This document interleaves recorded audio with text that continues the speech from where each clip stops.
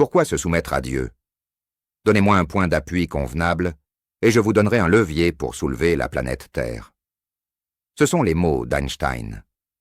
Cela s'applique-t-il uniquement à la physique, ou aussi aux pensées, à la morale et aux concepts? L'esprit humain a-t-il besoin d'un point de départ central, puis se déplace-t-il vers la droite ou vers la gauche, ou plutôt dans la bonne ou la mauvaise direction? Ou vaut-il mieux laisser tout être déterminé de manière relative à différents moments et endroits? L'esprit humain doit-il être lié à un système divin qu'il juge adapté à la vie humaine? Cela renforce-t-il le rôle de l'esprit humain ou lui donne-t-il un statut inférieur? Les lois de Newton s'appliquent à la physique quantitative.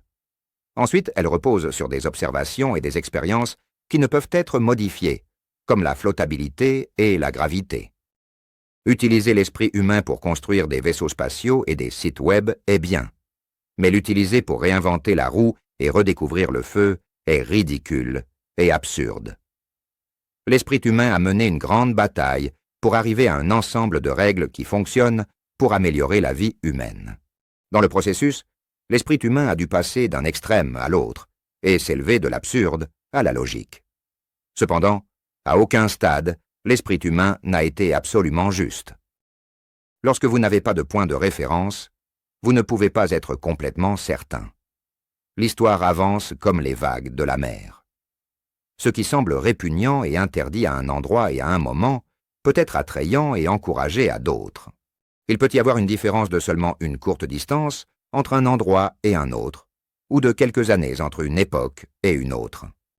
Chaque communauté considère sa loi comme la meilleure et la plus appropriée. Il y a seulement quelques décennies, les personnes noires n'étaient pas autorisées à utiliser les mêmes sièges que les personnes blanches dans les transports publics aux États-Unis. Utiliser des toilettes publiques ou des robinets d'eau par une personne noire était une infraction punissable et considérée comme répugnant par la grande majorité des personnes blanches. Prôner l'égalité totale entre les blancs et les noirs était pour eux une pure idiotie. Les lois changent avec le temps et le lieu. Sans une norme de référence claire, comment distinguer le bien du mal? À un moment donné, les Allemands ont soutenu la théorie de Nietzsche, selon laquelle l'extermination des races inférieures est acceptable pour donner une meilleure chance aux races supérieures de survivre et de prospérer. Cela a été soutenu par des millions de personnes qui le considéraient suffisamment logique pour être mis en œuvre. De tels concepts étaient acceptables à certaines époques. Non seulement cela, mais les critiquer était considéré comme un blasphème.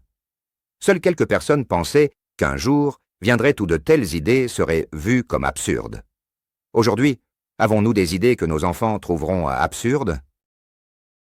L'islam établit que l'esprit humain a besoin d'une base solide, d'un point de référence moral, d'une boussole indiquant le chemin. Les gens ont des millions de boussoles.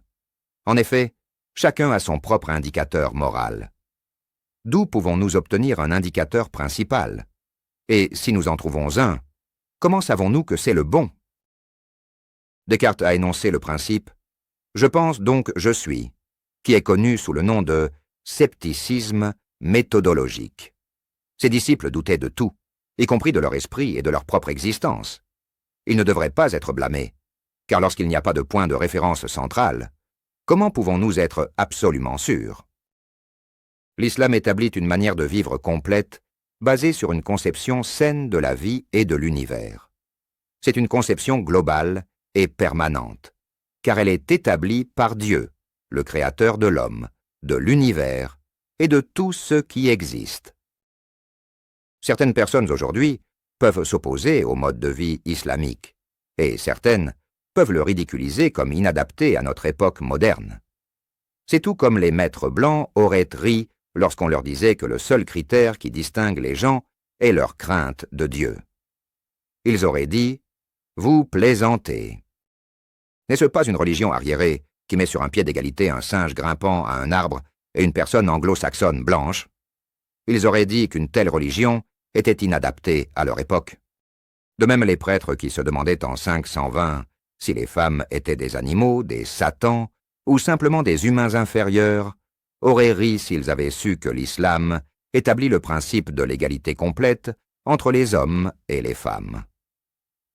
Ils auraient dit que c'était une religion qui ne convenait pas à leur époque. Devons-nous demander quels principes islamiques vous trouvez inadaptés à votre époque?